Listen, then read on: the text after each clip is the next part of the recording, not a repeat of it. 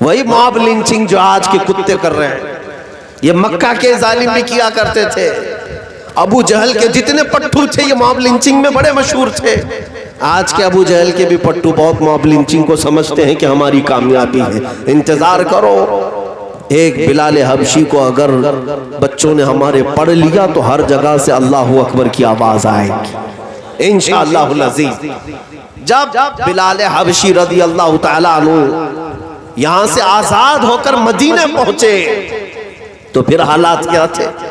6 साल के बाद मक्का में तो मारे जाते, पीटे जाते, आग में सुलाए जाते, लेकिन हजरत अबू बकर सिद्दीक ने हजरत बिलाल को पैसे देकर खरीद कर आजाद किया, मेरे नबी की गुलामी में रख दिया।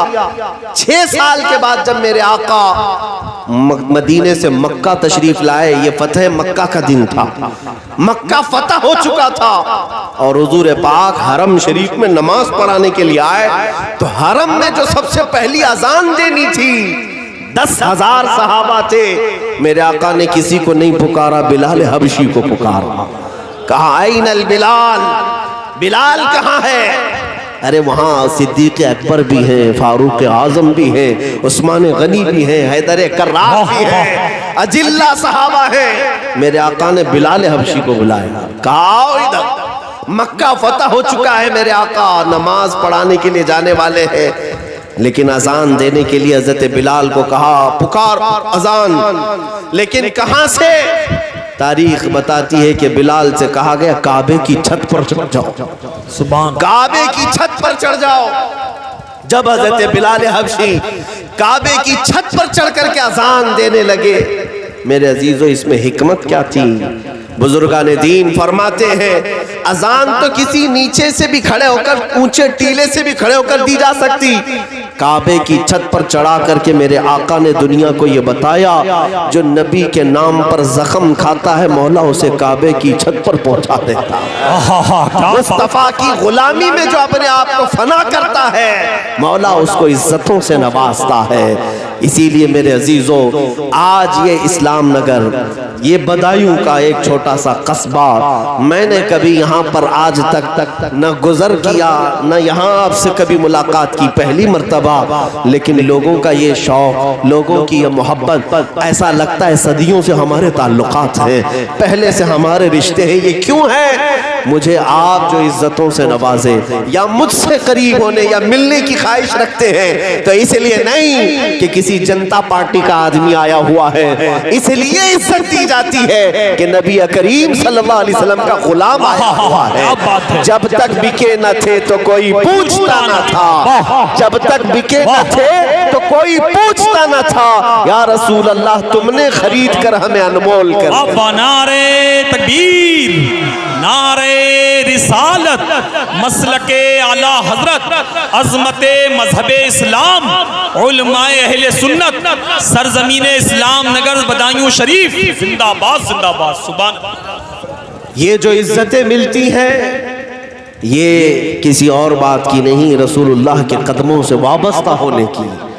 अजीज़ान गिरामी, इस्लाम नगर ही नहीं, जिस इलाके में भी गया मेरे आका का फैज़ मुझे सामने नजर आया। सुभान अल्लाह। नबी करीम सल्लल्लाहु ताला अलैहि वसल्लम के लिए अगर किसी जगह से बैठ करके कुर्बानी देने की सिर्फ बात भी कर लो, अरे करना तो बहुत दूर की बात है, हुजूर के लिए मर मिटने का मकाम ये बाद में है। अगर तुम बात भी कर लो, अपने जज्बात में तैयारी भी कर लो तो मेरे आका तुम्हें एजाज से नवाजते हैं। इतना दिया सरकार ने मुझको जितनी मेरी औकात नहीं, ये तो उनका करम है वरना मुझ में तो ऐसी बात नहीं। इसलिए मेरे अजीज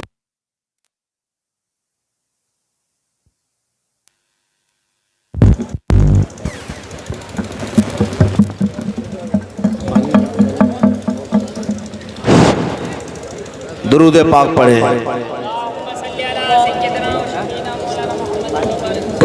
सुभान अल्लाह, सुभान अल्लाह, जिंदाबाद जिंदाबाद, माशाअल्लाह। अगर इस मोहब्बत की तरफ तुम वापस पलट आए तो अपनी इज्जतें वापस देखोगे, अपना इक़्तिदार वापस देखोगे। इकबाल ने कहा है उनके जो हम गुलाम थे खल्क के पेशवा रहे, उनसे फिरे जहां फिरा फिराई कमी वकार में।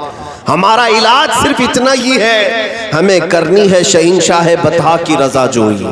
वो अपने हो गए तो रहमत परवरदिगार अपनी की, मोहम्मद से वफा तूने तो हम तेरे हैं, ये जहां चीज है क्या लौहो कलम तेरे।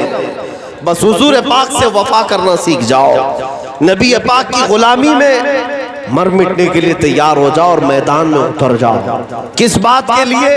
लड़ने मरने के लिए नहीं, पहले तो अपने आप को बदलने के लिए तो उतर जाओ, अपने आप को चेंज तो करके दिखाओ दुनिया को। सच बताओ मेरे अजीजों, सच बताओ, तुम्हें अंदाजा भी नहीं कि दुश्मन तुमसे कितना खौफ खाता है। तुम्हें अंदाजा भी नहीं कि अल्लाह तबारक व तआला दुश्मनों के सीनों पर तुम्हारा रौब कैसे डालता है।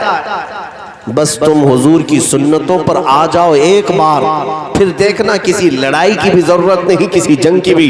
तुम्हारा चलना फिरना भी लोगों के लिए बड़ा मुश्किल हो जाए। आज इस बात से अंदाजा कर लो, इस बात से यहां पर हमारी कौम का हाल ये है, टूटे हुए हैं, बिखरे हुए हैं। कहने को तो 15% है ना, अभी 80 वर्सेस 20 का बड़ा नारा लग रहा था आपके यहाँ। 20% या पूरे हिंदुस्तान में अगर 14% 15% है आप, उसमें भी टूटे बिखरे हुए हैं। और गरीब इतने के गरीबी की रेखा से भी ज्यादा नीचे, और फिर उस पर एजुकेशन का ना होना यह अलग मसला। डिपार्टमेंट में, सिस्टम में तुम्हारी नुमाइंदगी नहीं, यह अलग मसला। सब टूटा हुआ बिखरा हुआ। और वो कौम जो तुम्हारा नाम लेकर के दूसरों को डरा रही है, उनके पास ताकत भी है, सियासी पार्टी भी है, बड़े बड़े डिपार्टमेंट ओहदे उनके पास, पुलिस फौज न जाने क्या क्या चीजें, हथियार बम बारूद सब। उसके बावजूद मैं ये पूछता हूं कि इस 20% कौम से दूसरे लोगों को क्यों डराते, क्यों डराते? जिनके पास कुछ नहीं है, गरीब हैं, सब टूटे बिखरे हुए हैं, फिर भी अगर सारी ये दज्जाली मीडिया मिलकर के मुसलमान मुसलमान मुसलमान करती है, तो मुझे कभी कभार ये एहसास होता है कुछ बात तो है, कुछ बात तो है। हाँ, मैं अब इसके आगे नहीं बताता। तुम्हारी बेचैनी यूं ही तो नहीं है। अरे 24 घंटे चैनल में सिर्फ हम ही हैं, 24 घंटे चैनल में सिर्फ अजान ही है। हिंदुस्तान में अजान के अलावा कुछ नहीं होता। पहले तो न्यूज में आता था फलां जगह गाड़ी पलट गई, फलां जगह किसी ने खुदकुशी कर लिया, कहीं घर को आग लग गई, कोई नदी में कूद गया। अब तो हिंदुस्तान में न गाड़ी पलटती है, न कोई खुदकुशी करता है, न कहीं आग लगती है, बल्कि पूरे हिंदुस्तान में अभी खाली अजान होती है। न्यूज के एतबार से तो यही हो रहा है। पूरे हिंदुस्तान में अभी सिर्फ और सिर्फ हिजाब ही है और कुछ भी नहीं। बाकी दूसरे क्या पहन रहे हैं इससे मीडिया को मतलब ही नहीं। ये दज्जाली मीडिया को हर जगह अगर कुछ दिख रहा है तो सिर्फ बुरके दिख रहे हैं, बुरका दिख रहा है, अजान सुनाई दे रही है। ये इस बात की अलामत है मेरे अजीजों। मैं आपको बताऊं, लोमड़ी को अक्सर शेर की आवाज आती है। क्या बात है, वाह। शेर होता नहीं, शेर जंगल में ना भी हो तो लोमड़ी को सोते सोते भी शेर की आवाज आने लगती है और बार बार अपनी बिरादरी में गुस्सा करती रहती है। ये शेर हर वक्त हड़ता क्यों है, जबकि पता है कहीं शेर है ही नहीं जंगल में, लेकिन लोमड़ी को लगता है ऐसा है, सुबह भी, दोपहर में भी, शाम में भी, कि ये बार बार शेर पुकार रहा है। कुछ खौफ तो है। इसी को इकबाल ने कहा था, कुछ बात तो है कि मिटती नहीं हस्ती हमारी, कुछ बात तो है कि मिटती नहीं हस्ती हमारी। सदियों रहा है दुश्मन दौरे ज़मा हमारा, बातिल से डरने वाले है आसमां नहीं है हम, 100 बार कर चुका है तू इम्तिहान हमारा। तौहीद की अमानत सीनों में है हमारे, तौहीद की अमानत सीनों में है हमारे, आसान नहीं मिटाना नामो निशा हमारा। यूनान और मिस्र रोमा सब मिट गए जहां से, यूनान और मिस्र रोमा सब मिट गए जहां से, बाकी मगर है अब तक नामो निशा हमारा। सुभान अल्लाह, सुभान अल्लाह। अजीज़ान गिरामी, इस बात से डरने की जरूरत नहीं, लेकिन मैं आज खुल करके आपके सामने ये अर्ज करना चाहूंगा, आज ये जिस तरह का जहरीला माहौल बना रहे हैं, इसका खुमियाजा उन्हें भी भुगतना पड़ेगा। एक बात याद रखें, किसी मोहल्ले में अगर कोई आग लगाता है ये सोच करके कि दूसरे के घर जलेंगे, वो सबसे बड़ा बेवकूफ है। अगर उस मोहल्ले में उसका घर है तो उसके घर को भी आग लगेगी। आग लगाने वाला कभी अमन से नहीं रह सकता। और ये सब आग लगाने वालों को जो जहर भर रहे हैं, मैं कहता हूं आज एक गुस्ताख रसूल मलूना को जिस तरह पूरे हिंदुस्तान भर में मुसलमानों ने अपने गम और गुस्से का इजहार किया, एहतजाज किया, तो रूलिंग पार्टी ने आज ही निलंबित करने का ऐलान किया। सुना होगा कि पार्टी से निकाल दिया गया। है इस बात की अलामत है कि बीजेपी वालों तुम भी समझ रहे हो कि वो गुस्ताखी कर रही थी, गलत काम कर रही थी। पार्टी से निकाला और दूसरे लोगों को ये समझाने की कोशिश किया कि हमारी विचारधारा ये नहीं है किसी के पूर्वजों को या किसी के मुकद्दस शख्सियत का अपमान किया जाए। ये आज मैंने अनाउंस पढ़ा, आज मैंने ये उनकी तरफ से जारी किया हुआ बयान सुना, लेकिन साथ में मैं ये कहता हूं, ये जो जितने गुस्ताखी कर रहे हैं ना, ये सब शराबी है। और शराब का अड्डा जो है ये मीडिया है, ये दज्जाल।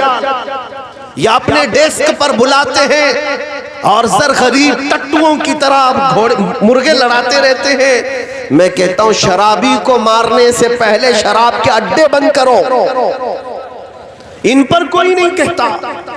ये जितने न्यूज चैनल वाले हैं, इनको कोई पूछता क्यों नहीं कि क्या इनके पास सिवाय मैटर इस्लाम के कुछ नहीं? ये आग लगा रहे हैं पूरे हिंदुस्तान भर में और उनको बुला बुला करके दावत दे करके बिठाते। जो भी इस्लाम के खिलाफ बोलेगा, जो भी मुसलमानों के खिलाफ बोलेगा, उसको ला करके सम्मान दे करके बिठाया जाता है। मेरे अजीजों, बहुत हो गया। फिर भी हमारे अखलाक ये हैं, हिंदुस्तान भर के सारे शहरों में से देख लेना, किसी भी आलिम ने, लाखों आलिम मौजूद हैं आज भी, अल्लाह ने सबको जुबान अता की है, लेकिन फिर भी हमने अपने अखलाक से और अपने किरदार से कभी उनके मुकद्दस चीजों को छेड़छाड़ नहीं किया, न भगवानों को गालियां दी हैं। ये दुनिया देख रही है और तुम बार बार मेरे नबी की शान में गुस्ताखियां करवाते हो।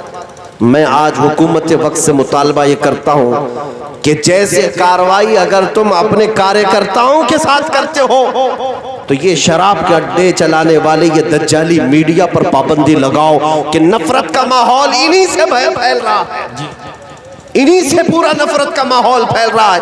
आम सादा दिल लोगों को भी आज इन्होंने जहरीला बना दिया। वक्त ऐसा था कि हिंदुओं के साथ हमारे ताल्लुकात अच्छे हुआ करते, हर इलाके में। आज भी ऐसा नहीं है कि हर हिंदू कट्टरता का और कत्ल के और मार धाड़ की बातें करता हो। सब उन पाखंडियों की तरह नहीं जो भोंकते हैं। बहुत सारे हिंदू जिनके मुसलमानों से अच्छे ताल्लुकात, लेकिन आज जानते हैं इस मीडिया ने उनके दिलों में भी जहर घोलना शुरू किया, उनको बार बार उत्साहित करना कि तुम हकीकत में हिंदू हो कि नहीं हो। ये आज मेयार बनाया जा रहा है कि मुसलमान के खिलाफ ना बोले तो हिंदू ही नहीं, इस्लाम के खिलाफ ना बोले तो हिंदू ही नहीं। ये जो जहरीला माहौल है, इसके खिलाफ मैं मुतालबा करता हूं हुकूमत वक्त को भी कि ये शराब के अड्डे बंद किए जाएं। ये जो मीडिया वाले चला रहे हैं, हर कोई आता है इनके डेस्क पर बैठकर हुजूर की जात पर छेड़छाड़ करके जाता है। मुझे बताओ उस पाखंडी नरसिंहानंद को किसने मौका दिया? ये त्यागी जैसे खबीस को किसने मौका दिया? ये आज जो बोल रही है, भोंक रही है, इसको कौन मौका दिया? सब मीडिया ही तो मौका देती है, ये न्यूज चैनल ही बुलाते हैं। इसलिए आज जरूरत है कि इनके खिलाफ भी गम और गुस्से का इजहार हो।